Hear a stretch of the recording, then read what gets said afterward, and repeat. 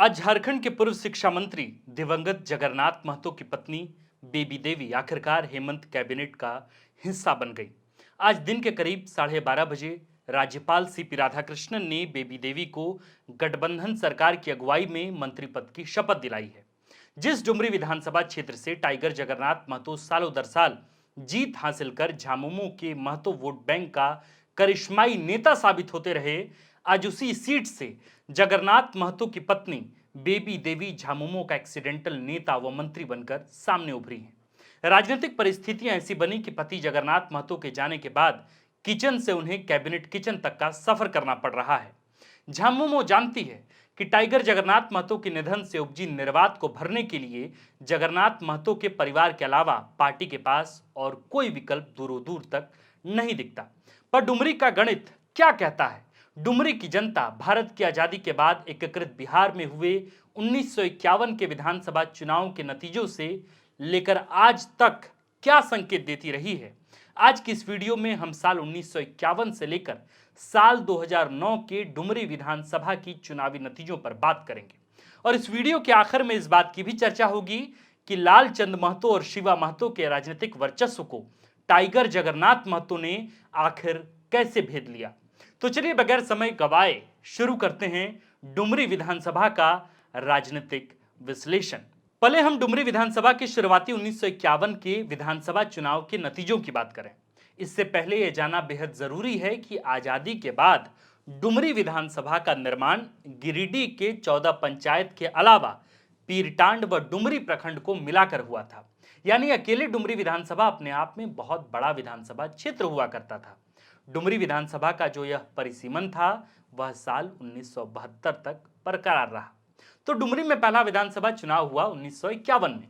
कांग्रेस के कृष्ण वल्लभ सहाय 25,947 वोट लाकर डुमरी विधानसभा के पहले कांग्रेसी विधायक बने थे। फिर डुमरी में 1957 में दूसरा विधानसभा चुनाव हुआ। कांग्रेस को तब डुमरी सीट पर बड़ा झटका लगा था, क्योंकि छोटा नागपुर संथाल परगना जनता पार्टी, जिसे तब राजा पार्टी भी कहा जाता था, उसके टिकट पर हेमलाल प्रगनैत ने उस चुनाव में डुमरी विधानसभा से जीत हासिल की थी और तब कांग्रेस को यहां हार का सामना करना पड़ा था। फिर बिहार में 1962 में तीसरा विधानसभा चुनाव हुआ। डुमरी विधानसभा सीट पर 12,153 वोट लाकर फिर राजा पार्टी के हेमलाल प्रगनैत ने कांग्रेस के सुकरा मांझी को पटकनी देकर दोबारा अपनी जीत बरकरार रखी।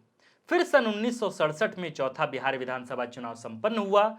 67 के बिहार विधानसभा चुनाव में डुमरी सीट से पहली बार निर्दलीय प्रत्याशी एस मंजरी ने मात्र 12,150 वोट लाकर जीत हासिल की।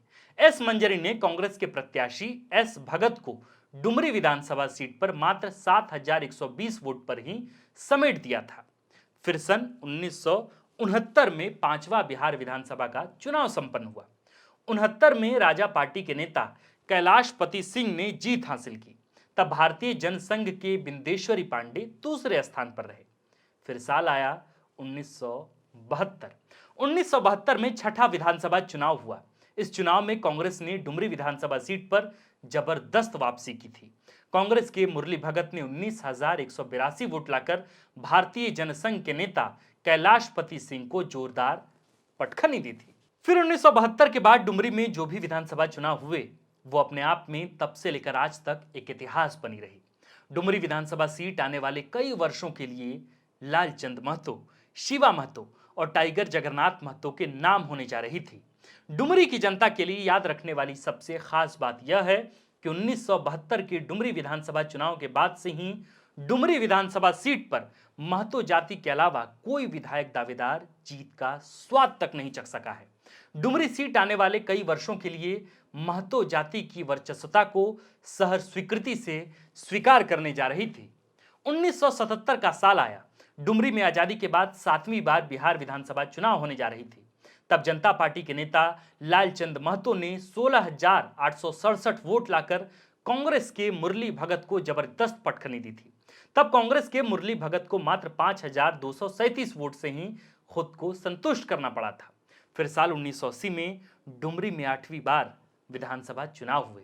1980 के विधानसभा चुनाव में झामुमो ने डुमरी सीट पर इतिहास रच दिया।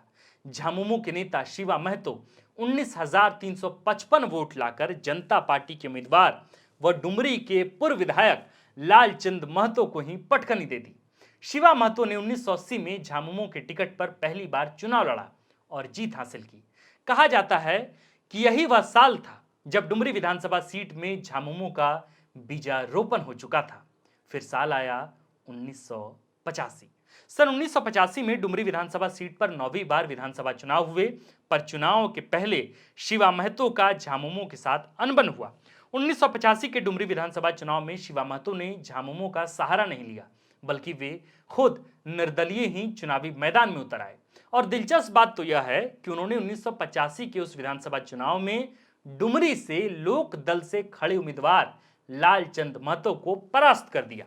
शिवा महतो जो निर्दलीय चुनाव में उतरे, उन्हें वोट मिला 21,082। वहीं लोक दल के टिकट पर चुनावी मैदान में उतरे लालचंद महतो को वोट मिला मात्र 14,109। फिर साल आया 1990। लालचंद महतो, जिन्हें पिछले चुनाव में निर्दलीय प्रत्याशी शिवा महतो से मात खानी पड़ी थी, लालचंद महतो ने जनता दल के टिकट पर चुनाव लड़कर झामुमो के शिवा महतो को ही पटखनी दे दी। जनता पार्टी के टिकट पर चुनाव लड़े लालचंद महतो ने 30,718 वोट हासिल किए, जबकि झामुमो के शिवा महतो को मात्र 19,195 वोट ही मिल सके। 1990 के बाद आए 1995 का विधानसभा चुनाव।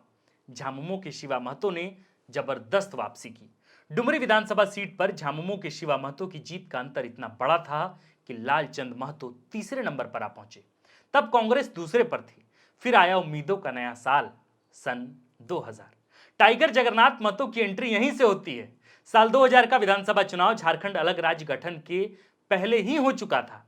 सन 2000 के विधानसभा चुनाव में लालचंद महतो जेडीयू के टिकट पर चुनाव लड़े थे और समता पार्टी के टिकट पर चुनाव लड़ने वाले का नाम था टाइगर जगन्नाथ महतो।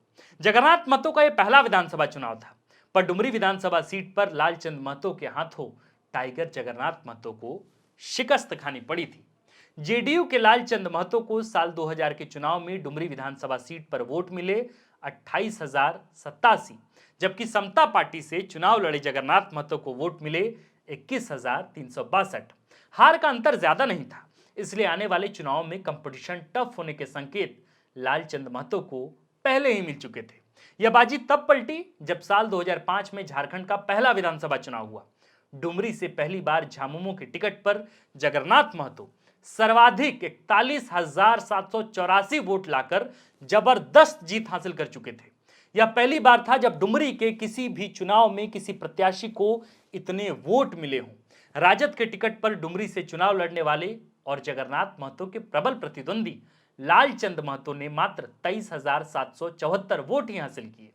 जगन्नाथ महतो की जीत का अंतर का यह सर्वाधिक संकेत था कि अब जगन्नाथ महतो को डुमरी विधानसभा सीट पर हराने वाला कोई सामने नहीं आने वाला है। सन 2000 के बाद जगन्नाथ महतो सन 2009, 2014 और 2019 के विधानसभा चुनाव में अपने जीवन के आखिरी वक्त तक चुनाव लड़ते रहे, चुनाव जीतते रहे। उनका चुनावी परिणाम यह बताता रहा कि चाहे किसी भी पार्टी का कोई कितना भी कद्दावर नेता क्यों ना हो, पर डुमरी विधानसभा सीट पर जगन्नाथ महतो के सामने कोई टिक नहीं सकता। डुमरी विधानसभा की जनता का उसके नेता के प्रति यह प्रेम ही था कि जगन्नाथ महतो डुमरी के हर चुनाव से पहले यह जानते थे कि उन्हें छोड़कर उनकी जनता किसी पर भी, यानी किसी प्रत्याशी पर भी भरोसा नहीं जताने वाली। आज उसी टाइगर जगन्नाथ महतो के निधन के बाद उनकी पत्नी को हेमंत सोरेन ने अपनी कैबिनेट में जगह दी है, वो भी मंत्री बनाकर। जगन्नाथ महतो झामुमो के वे बचे खुचे सीनियर नेता थे जिन्हें सोरेन परिवार का सर्वाधिक विश्वास पात्र माना जाता रहा। अब देखना यह होगा कि टाइगर की गैर मौजूदगी में डुमरी की जनता उनकी पत्नी बेबी देवी पर आगामी डुमरी उपचुनाव में कितना भरोसा जताती है। आप देख रहे थे द फोर्थ पिलर और मैं हूं आपके साथ आकाश। लेकिन जाने से पहले एक छोटी सी गुजारिश है। गुजारिश ये कि हम आपसे वाकई ये जानना चाहते हैं कि किसी भी विधानसभा सीट पर जो हमारी विवेचना है, जो हमारा विश्लेषण है, वो आपको कितना समझ में आ रहा है, वो आपको कैसा लग रहा है। जब तक हमें यह फीडबैक नहीं मिलेगा तब तक हम अलग लोकसभा क्षेत्र, जो झारखंड के 14 लोकसभा क्षेत्र हैं, उन लोकसभा क्षेत्रों पर हम विश्लेषण वाला वीडियो नहीं बना पाएंगे। इसलिए बेहद जरूरी है कि अगर आपको यह वीडियो पसंद आए तो हमें कमेंट कर या बताएं कि आपको यह वीडियो कितनी पसंद आई और उससे भी बड़ी बात यह कि आपको यह वीडियो कितनी समझ आई। अगर उसके समझने में कोई त्रुटि हो, अगर हमारे समझने में कोई कमी रही हो, फिर हम ग्राफिक्स और एडिटिंग के जरिए उसे और अच्छे तरीके से आप तक पहुंचाने की पुरजोर कोशिश करेंगे। जाने से पहले एक छोटी सी विनती और ये भी है कि अगर आपने अब तक द फोर्थ पिलर के फेसबुक, यूट्यूब, इंस्टाग्राम और ट्विटर के पन्ने को फॉलो, लाइक, सब्सक्राइब नहीं किया है तो बाजार की भाषा में यही कहूँगा कि इंतहाई अदब के साथ दरखास्त गुजार हूँ कि आप हमारे इस पते को फॉलो, सब्सक्राइब, लाइक, शेयर सब करते हैं। बाकी शुक्रिया। अगर आप चाहते हैं कि हमारे वीडियोस का नोटिफिकेशन आपको बिना देरी के मिलता रहे तो आप इस चैनल को फॉलो और सब्सक्राइब जरूर कर लें। बाकी आप हमारे काम को लेकर कोई सुझाव हमें देना चाहते हो तो कमेंट बॉक्स में आप सादर आमंत्रित हैं। इसके अलावा हमारे वीडियोस आपको अलग अलग ठिकानों जैसे फेसबुक, इंस्टाग्राम, ट्विटर पर भी देखने को मिलेंगे, जिसके लिंक डिस्क्रिप्शन में डाल दिए गए हैं। शुक्रिया।